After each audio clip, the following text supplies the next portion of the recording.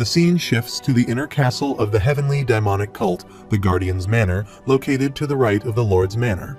In the Grand Guardian's office, Lee Hwa Ming sits with Marakium and reports everything that happened. Marakium responds that if that's true, then the Vice Lord is the person they have been waiting for. He finds the Grand Guardian's response strange and notes his muted reaction, even though someone to continue the epiphany of the Sword Demon has appeared. He asks if there is a problem. Marakium mentions the Six-Blade Martial School. He asks if the name is what's bothering him. Marakium explains that they did not reveal this at the meeting, but it was one of the martial masters of the Six-Blade Martial School who cut off Council Elder Hang's arm and half-blinded the Right Guardian. He reflects on their arrival at Zhenjiang. They moved in secrecy without notifying anyone, but they were being awaited to be ambushed somehow. They encountered formidable opponents who greatly outnumbered them, but they managed to respond well, being the central forces of the cult. In the midst of the fight, 3 great martial arts masters appeared. One skilled in sword techniques, another in palm techniques, and a third in clam techniques.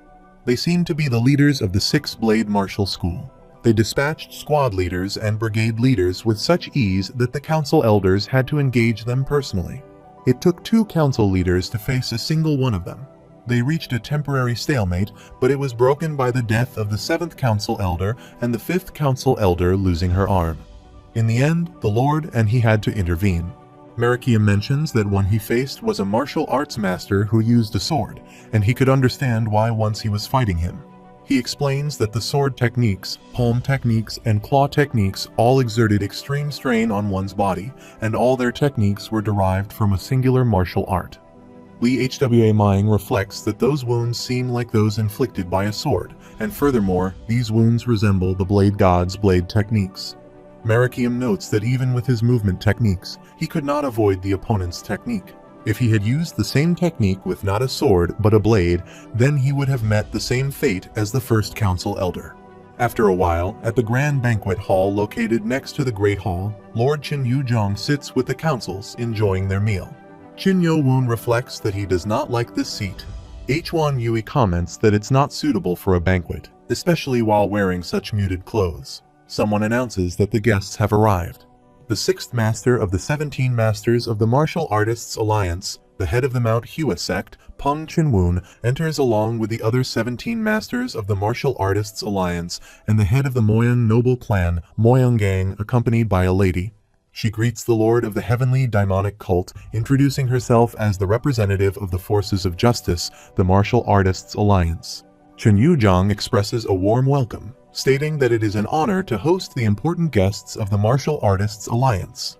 However, he questions the appropriateness of the representative of the Martial Artists Alliance hiding her face. She removes her straw hat and apologizes, explaining that she was so nervous meeting him that she ended up lacking in manners. Everyone is shocked to see her beauty. Moyang Yu, the vice head of the Moyang noble clan, thinks to himself that for everyone to be in awe, she must possess the face of the greatest beauty in the Central Plains. He inwardly curses the cultist rascal. A council member whispers that Roman 11 Shi and Wang Jiajun might have been that beautiful, such that she could be called the most beautiful woman in the world. They realize they have been staring for too long. She introduces herself as the 2nd strategist of the Martial Artists Alliance, extending greetings to the lord of the cult and expressing hope that he can find it in his great heart to forgive her disrespect. Qin Yuzhong stands up and acknowledges that the head of the Martial Alliance has sent a truly valuable guest. He welcomes them again to the heavenly demonic cult. Peng Chinwoon expresses gratitude for the warm welcome and remarks that the food prepared for them might go cold at this rate, as he is truly famished from waiting for this banquet. Qin Yuzhong agrees, stating that Master Peng is correct and instructs him to serve their guests quickly. They affirm and begin serving.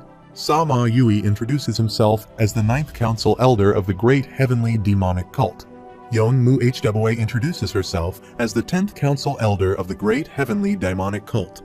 Huan Yui follows, stating that she is the 11th council elder of the great heavenly demonic cult. Peng Chenwoon thinks to himself that they are people he has heard of at least once before from their alliance's intelligence network. Qin Yo-woon announces that he is the Vice Lord and the 12th Council Elder of the Great Heavenly Demonic Cult, extending greetings to the important guests of the Martial Artists Alliance. Moyoung-yu privately wonders why they have not heard the news that the successor of the cult, the Vice Lord, has been decided. Peng Chinwoon observes that he looks young, but he's also a council elder. And now that he thinks about it, Miko, the uncanny demonic poison staff, and Mu Jinwon, the demonic double sword, are absent. Moyoung-gang considers that the demonic cult is not just for show. He notes that the Vice Lord does not look much older than 20, but he cannot estimate the martial prowess of the Vice Lord. Moyoung-yu becomes annoyed and thinks to himself, damn it, so there's another monster here, a monster like that person. Everyone starts to chatter. He contemplates that he does not think a council elder is enough and looks at the ladies sitting there, thinking it looks like he will have to step in. The second strategist approaches Yeonmu HWA and asks if she could excuse him for a moment. Hwan Yui inquires about the matter. She sits with them and notices Chin Yo-woon. He observes that she seems to be a bit drunk, but she's not nullifying the alcohol with her kai. She moves closer to him and expresses her desire to meet him. Yeonmu HWA wonders what's going on right now. The second strategist attempts to touch his hand, but he quickly withdraws his hand, considering the situation quite troublesome. A servant accidentally hits the plate with a kettle to give a signal and says, now. He asks Nano why the strategist does not appear to be drunk, so why is she acting like this? The Nano machine notifies that it is commencing facial analysis, observing a contraction of the iris along with abnormal movements of the eyes as a whole. It determines that she is in a state of hypnosis induced by a post-hypnotic suggestion. He considers the concept of hypnosis and transferring relevant information to the user's brain. She moves to attack him. Peng Chinwoon and Moyoung-gang call for the strategist. Chen Yo-woon uses his magic to stop her, assessing her movements, and concludes that she's being controlled. He asks if there is a way to release her from hypnosis. The Nano machine notifies that other than the hypnotist unbinding her themselves, it might be possible to liberate her from the suggestion by administering an electric shock to the nerves. He agrees, saying he will give it a try. He holds her head and kneels her down. Peng Chinwoon intervenes, requesting him to halt. Hwan Yui demands an explanation for their attempt to harm their cult's vice lord and asks them to explain the actions of their strategist. The servant thinks it worked. Now he just needs to say a single phrase, and this place will descend into complete chaos. Chin Yo-woon instructs Nano to administer an electric shock. Nano acknowledges and proceeds accordingly. He delivers the electric shock. Yajiam Kyung inquires about the meaning of this. The servant realizes he has worsened the situation on his own and decides he doesn't need to take any further action. She regains consciousness and asks what happened, questioning if she ended up drinking too much. He ponders whether the suggestion broke and how. A man communicates with him telepathically, advising him not to be so shocked and to proceed to Plan B. He agrees and signals again by hitting the kettle. However, this time, Moyoung-yu moves to attack Chin Yo-woon, demanding to know how dare he mess with their strategist and threatening to kill him. Hwan Yui intervenes, grabbing his hand and twisting it, remarking that this young man seems to have underestimated them. He instructs him to let him go. Yeonmu HWA slaps him and he bows down. Chin Yo-woon reflects that everything was normal until just a second ago, but then suddenly there was a rampage indicating that the hypnotist must be close by. He looks around and concludes that this is not being done by a single person. He instructs Nano to activate sound telepathy over hearing mode. The Nano machine acknowledges, adjusting the user's hearing to be capable of picking up other frequencies of sound. The servant curses to himself, realizing he needs to create real turbulence somehow. He communicates with telepathy, acknowledging that it can't be helped and he shall enact Plan C. Chin Yo-woon overhears the conversation, grabs him by the neck, and declares that he has found him. He demands to know why he is doing this. Chin Yo-woon questions whether he believes he wouldn't be able to find him. The person responds, saying he doesn't know what he's talking about. Chin Yo-woon warns him not to try to play games and asks what exactly Plan C entails. Moyoung-gang approaches, grabs Chin Yo-woon's hand, and asserts that it's enough, stating that he cannot deny the fact that the martial artists' alliance made a mistake, but that doesn't mean he can punish her bodyguard. Chin Yo-woon asks the second strategist if this man is truly her bodyguard. Moyoung-gang wonders what he's talking about, and she inquires about who the man is. He communicates with the junior brother telepathically, expressing that it can't be helped. They must enact Plan C while that person searches for the remains of the sword demon, and he will assist him amidst the chaos. Qin Yo-woon contemplates the remains of the sword demon. He claps, and everyone present falls under hypnosis, moving to attack and shouting, "Dirty cultists, die." Qin Yo-woon wonders when all these people fell under hypnosis, and whether the clap is the cause of the trance. He considers what that meant back then and ponders how so many people could have been hypnotized just by that, concluding that there must be something else. A guard declares that these dirty cultists are attacking them, and they can't just stand by and let this happen, asserting that the Alliance proposal was a sly trap by them. He orders them to retaliate, and they all move to attack. Qin Yo-woon arrives and commands everyone to stop, explaining that they are under hypnosis. Peng Chin-woon asks what he means. Qin Yo-woon elaborates that the strange actions of the second strategist earlier, as well as this chaos, appear to be part of a trap set up by someone to instigate conflict between their cult and the Alliance. Peng Chin-woon inquires about what he believes they should do. Qin Yo-woon suggests that the council elders and guests of the Alliance order those not under hypnosis not to fight against each other. Peng Chin-woon then asks about the ones under hypnosis. Qin Yo-woon asserts that he will handle it. Peng Chin-woon instructs the elders of the Mount Hua sect and the Moyang clan to follow him, and they all comply. Sama Yui calls out to the Lord. Qin Yu-jong reflects on how daring they are to stick their hands out so deep into his territory. Qin Yo-woon moves up, observing all the people who are hypnotized and examining them with nano vision. He reflects that it's hard to tell them all apart. The nano machine notifies him of activating augmented reality on the user's visual data. He commands to sort out those under hypnosis. The nano machine notifies him of targeting people under hypnosis. He plans to assist him by shocking them as soon as he touches them. The nano machine acknowledges the instruction. He holds Moyang Yu's head and administers an electric shock. He also administers an electric shock to others. They all scream. The second strategist observes Qin Yo-woon quickly moving and thinks to herself that this man is the current vice lord of the demonic cult. A council member sits on the floor, holding his head, and asks what he is doing. The soldier wonders who this man is and how he is undoing the hypnosis just by touching them. He notices that the higher-ups of the demonic cult and the martial artists alliance have started responding to the scene. Qin Yo-woon grabs his neck and beats him to the floor. He prepares to punch, but Qin Yo-woon intervenes and questions whether he truly believes he can escape unscathed after causing chaos within their cult's heart. Peng Chin-woon reflects that he's merciless, displaying no hesitation, which is to be expected of the demonic cult. Qin Yo-woon demands to know the identities of the individuals. The servant acknowledges that this action was necessary regardless of the mission's outcome and attempts to take his own life. Qin Yo-woon prevents him and remarks that individuals like him always resort to suicide when things go awry. Using magic, he shatters the servant's teeth and administers poison, adding that he also needs to deal with him later. After a while, northeast of the Demonic Academy, in the Precious Library, someone kills many instructors. Meanwhile, in the basement, Yo-soon sees a doorway blocked and says he does not believe this. Lim Kyung curses, noting that they blitzed their way through the steel doors, and asks what kind of crazy person would have done something like this. Yo-soon explains that the action activated the mechanism to block the door with Sapphire, trapping them inside now. He adds that hopefully the director will get here soon. They hear noise from behind the door, and Yo-soon observes that it seems like someone is trying to get out. Lim Pyong thinks the sapphire is 3 times thicker than the monoliths upstairs, so it should be unbreakable against most Kai attacks, yet he feels uneasy. Suddenly, the rock behind them starts to break. He is shocked and says he does not believe this. Meanwhile, Lee Hwa Mayang approaches the library with many instructors, sees an explosion, and says he will go on ahead. Upon arrival, he sees lifeless bodies and wonders what's going on. He is shocked to see Sa Hyan standing there and wonders if they are not the guards he saw at the procession for the Martial Artists Alliance, but the energy he's exuding cannot be of someone who's just a guard.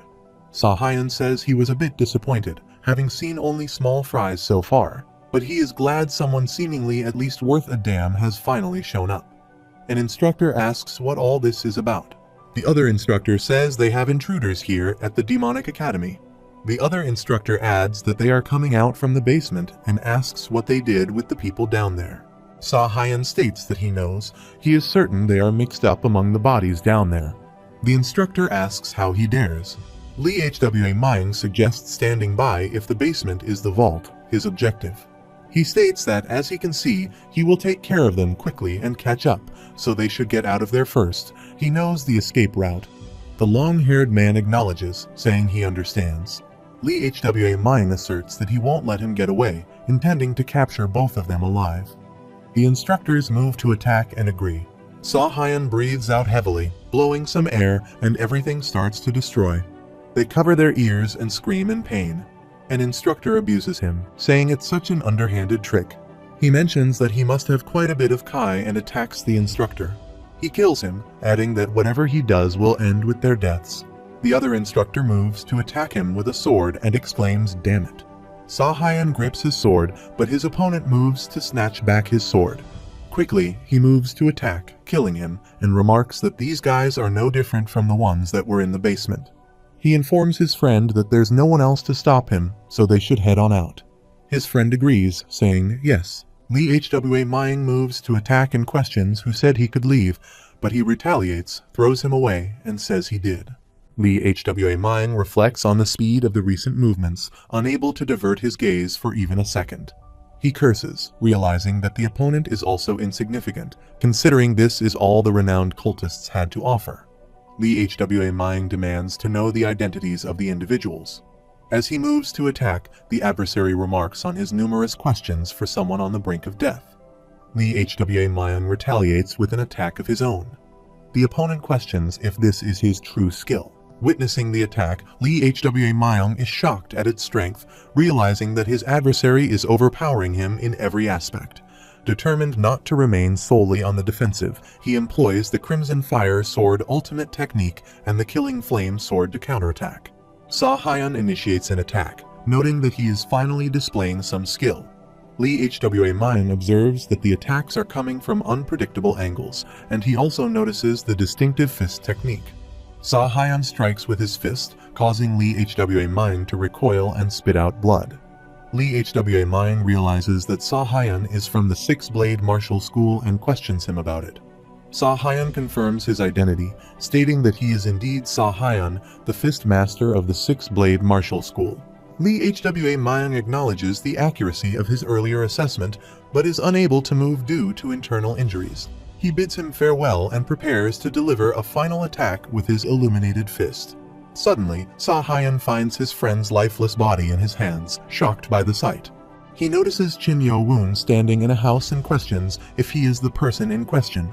Lee HWA Mayang addresses him as the Vice Lord.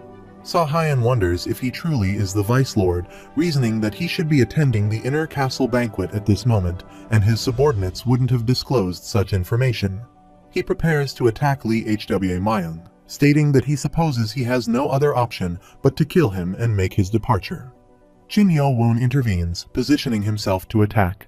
Saw Hyun observes the deflection and proceeds to attack him. He recalls the flower grafting method, realizing that if he retreats now, the left guardian will perish, compelling him to exert all his strength in this confrontation. Saw Hyun notices that instead of being pushed back, he manages to push Lee HWA Mayang away through sheer force. The nanomachines notify him that they are automatically regenerating the internal organs damaged by external energy. He acknowledges that there's no way he would have emerged unscathed after such an ordeal. Chin Yo-woon inquires about the left guardian's condition. Lee HWA Mayang confirms that he is alright, able to move his body at least. Chin Yo-woon hands him a cloth and instructs him to take it, then to summon the Lord and the other council elders who should be near the entrance of the demonic academy. He assures Lee HWA Mayang that he can handle the situation and urges him to leave immediately. Lee HWA Mayang expresses understanding. Saw Hyun interjects, questioning who gave him permission to leave. Despite this, Lee HWA Mayang moves to depart, thinking to himself to hold on, as it won't be long. Saw Hyun approaches him and challenges his ability to evade capture. Chin Yo-woon swiftly moves to counterattack. Saw Hyun employs a fist technique against him, declaring that he won't allow him to escape. Chin Yo-woon quickly blocks the attack with his sword. Saw Hyun becomes enraged and insults him, asserting that his true adversary is himself. Saw Hyun thinks that if this guy had not just been inflicted with a serious internal injury, he wouldn't have been able to take it easy. He moves to attack him, but Chin Yo-woon quickly moves aside. He remarks that the guy is pretty quick to catch on, calling him a little rat. Jin Yo-woon asks about his connection to the Blade God. The guy replies that it's different from what that person said. They claim that no one would know anything. Jin Yo-woon thinks he knows what he's talking about, but this guy might be a part of the Six Blades martial school. He states that if he knows the Blade God, then the demonic cult is indeed the true enemy of their school. They both look aside where some soldiers are coming. Sahayan comments that it won't be an easy escape and asks why he doesn't just cooperate and come with him so he can use him as a hostage to get out of there. He asks about the possibility of using him as a hostage. Sahayan moves to attack and states that he has no time to chit-chat. He observes the attack and considers that if he uses the Blade God's second technique, it has been perfectly converted into a fist technique, but there is no difference in its power. In order to block this, at the very least, he needs to use the 24 Demon Sword's fourth technique and Heaven's Sword Fortune to counterattack. He believes he is strong, but the 24 Demon Swords are slowly weakening. He attempts to counterattack and wishes to take him by surprise instead. Su Hyan attacks him with the fist technique. He curses, realizing he can't keep up with his variations. Su Hyan remarks that his Kai net is nothing against him and attacks him with full force. He observes that it's not damaging him and acknowledges that he's not bad, but he is superior to him in every way. He attempts to attack him again, and Jin Yo-woon becomes scared upon seeing his face. He beats him badly, causing Jin Yo-woon to spit out blood and fall behind. He remarks that this is not enough to kill him, but he deserves some praise. However, the Sword Demon's sword techniques will not work against him. Jin Yo-woon realizes that he already knows the techniques of the 24 Demon Swords. He concludes that this settles it once and for all, and the demonic cult cannot win against their school. He urges Jin Yo-woon to stop the feudal resistance and just come with him. Jin Yo-woon hits his sword on the floor and asks if they think the cult can't beat their guys. He inquires if he still has something he wants to say. Jin Yo-woon utilizes his power and begins to heal. He is shocked to see this and thinks no way his wounds are healing and this kid is dangerous. He moves to attack and realizes he needs to kill him before he fully heals. Jin Yo-woon creates a sword with a metal piece that he obtains from a mutie. He is shocked to see the sword. Jin Yo-woon employs heavenly demonic and sword art techniques to attack. He states that he believes he can beat him with just that and attempts to stop his attack, wondering how it is so powerful. Jin Yo-woon attacks him, injuring him badly. His face is covered with blood, and he states no way he doesn't believe this. He falls down, defeated by the sword technique. Jin Yo-woon remarks that's the price for insulting their cult.